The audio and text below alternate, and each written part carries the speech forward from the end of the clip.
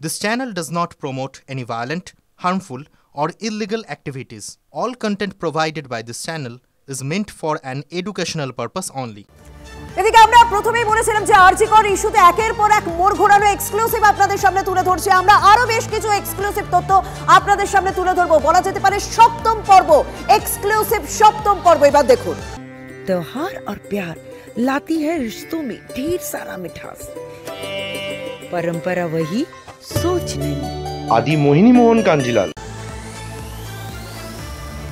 তিলোত্তমা কাণ্ডের সবচেয়ে মোড় ঘোরানো টিভি9 এর হাতে তথ্য কি না সেমিনার রুম চত্বর ভাঙার সিদ্ধান্তে শরিক চেস্ট মেডিসিনের জুনিয়র চিকিৎসকরাও। টিভি9 এর হাতে চেস্ট মেডিসিনের বেশ কিছু পিজিটি তারা এই সই করেছেন নথিতে, সেরকমই প্রতিলিপি রয়েছে। ঘটনার পরদিনই সেমিনার কক্ষ ভাঙার ব্লুপ্রিন্ট তৈরি হয়। স্বাস্থ্য ভবনকে অন্ধকারে রেখে চেস্ট মেডিসিনে সেমিনার রুম চত্বর ভাঙার সিদ্ধান্ত নিয়েছিলেন সন্দীপ ঘোষ।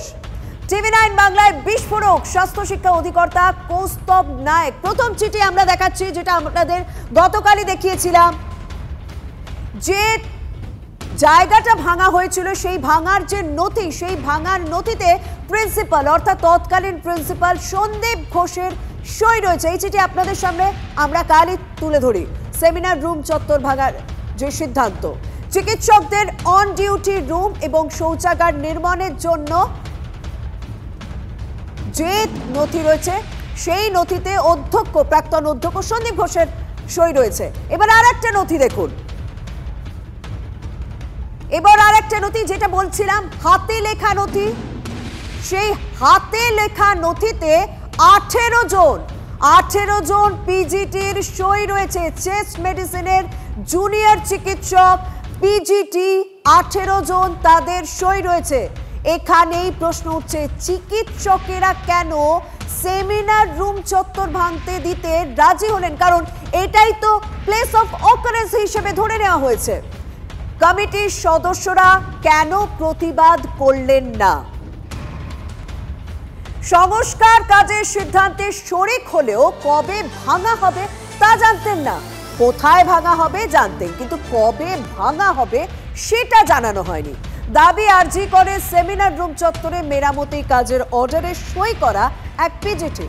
সই করা পিজিটিদের অন্ধকারে রেখেই সেমিনার রুম চত্বরে ভাঙাভাঙি করা হয়েছে। বিষয়টি সিবিআইকে জানিয়েছেন বলে দাবি আলাপন সরকারের, তার সই রয়েছে কিন্তু এই নথিতে। পরের দিন সকালবেলা আমরা খবর পেয়েছি, জানতে পেরেছি যে ঘটনাটা 12 তারিখেই সামনে এসেছিল, 12ই আগস্ট, যে ভাঙাভাঙি হচ্ছে। বিকেল বেলায় জানা গেল 12ই আগস্ট, এবং হয়তো এসেছিল, কিন্তু আমি এখানকার বাকি তো বেশিরভাগই আমরা 13 তারিখে ওই জিনিসটা নিয়ে অবগত হই, যখন আমরা প্রোটেস্ট মঞ্চে ছিলাম। এবং আমরা যেহেতু অনেক মিটিং মিছিলের মধ্যে আবদ্ধ ছিলাম, তো আমাদের সেই সময় বাইরের এর কাছ থেকে সেরকম কন্ট্যাক্ট কিছু ছিল না। কিন্তু মোটামুটি এই আমরা চলে যাওয়ার পর যে এই ঘটনাটা ঘটে, তখন কিন্তু আমাদের এই যখন প্ল্যান চক আউট হয়, তখন কিন্তু আমাদের একবারও আমরাও প্রশ্ন করিনি। কারণ কি সিভিল যেখানে ঘটনাটা ঘটে, যে সেমিনার রুম, সেখানে আগে পুলিশ পোস্টিং সবসময় ছিল। যাদের থেকে ঘটনা ঘটে সেই দিন রাত থেকে কন্টিনিউয়াস পুলিশ পোস্টিং ছিল, এবং আমরাও করিনি যে আমরাও কোনো সময় যদি কবে কী কাজ হবে সেটা নিয়ে আমরাও প্রশ্ন করিনি। যেহেতু আমরা জানি যে আমরা সবাই এখন একটা ইনভেস্টিগেশন, পুরো ডিপার্টমেন্ট একটা ইনভেস্টিগেশন পারভিউতে আছে, আমরা সেই নিয়েও আমরা কোনোদিনও কোনো কোয়েশ্চেন কাউকে করিনি যে এখানে কোনটা কি কাজ হবে না করবে। তোমাদের জানানো হয়েছিল কি যে কবে থেকে কাজটা শুরু হবে? না, এই নিয়ে আমাদের কোনো স্পেসিফিক ডেট দেওয়া হয়, কিছু দেওয়া হয়। তোমরা সই করেছিলে সেখানে, কিন্তু তোমাদেরকে কিছু জানানো হয়? আমাদের শুধু সই করানো হয়েছিল যে কোথায় কি প্ল্যান হবে, সেই অনুযায়ী আমরা ওই প্ল্যানের সঙ্গে সহমত করে আমরা করেছিলাম যে এখানে এই রুমের এই মডিফিকেশন লাগবে। ভাঙা হবে সেই বিষয়ে কিছু না, এক্সিকিউশন নিয়ে আমাদের সঙ্গে কোনো সময় কথা হয়নি।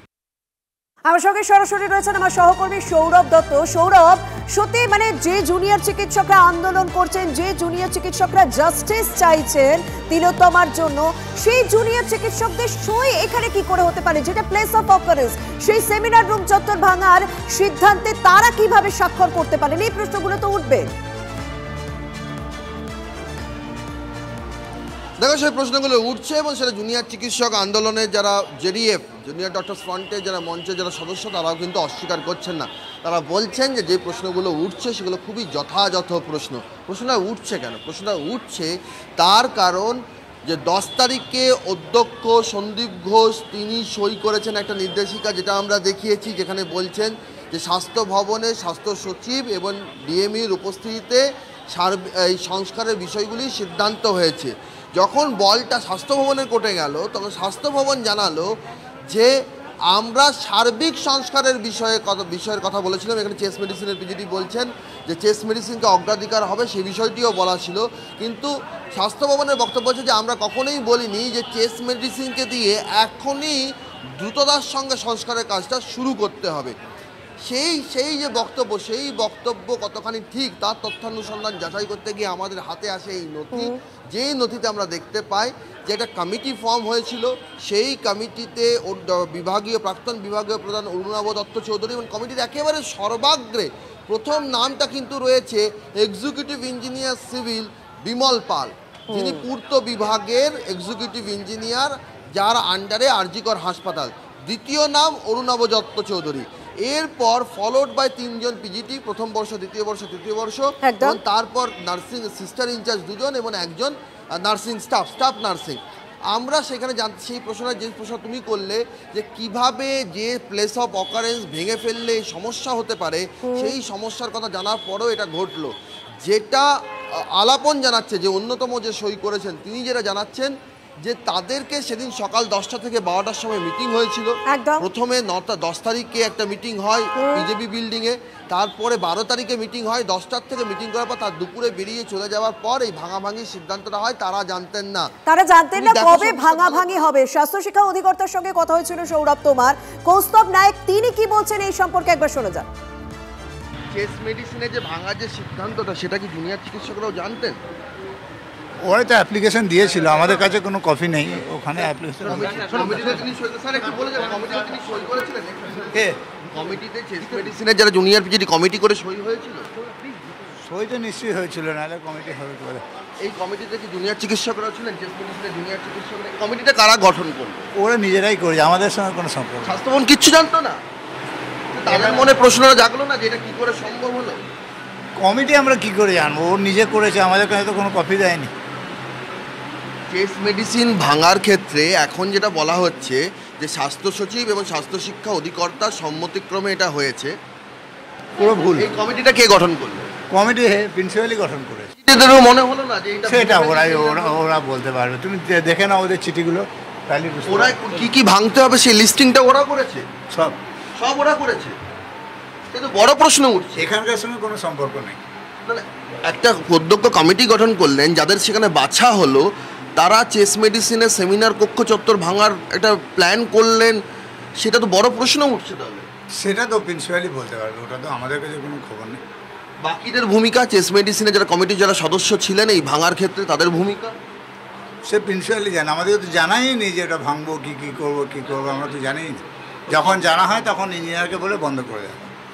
কমিটির সদস্যরা যারা ছিলেন সেখানে তো চেস্ট মেডিসিনের বিভাগীয় প্রধানের, তৎকালীন বিভাগীয় প্রধানের পাশাপাশি জুনিয়র চিকিৎসকরাও ছিলেন সেই কমিটির সদস্য, তাদেরও তাহলে সেটা মনে হলো না? সেটা আমি বলতে পারবো না, নিশ্চয়ই মনে হওয়ারই কথা ছিল, ওটা আমি বলতে পারবো। ঠিক আছে।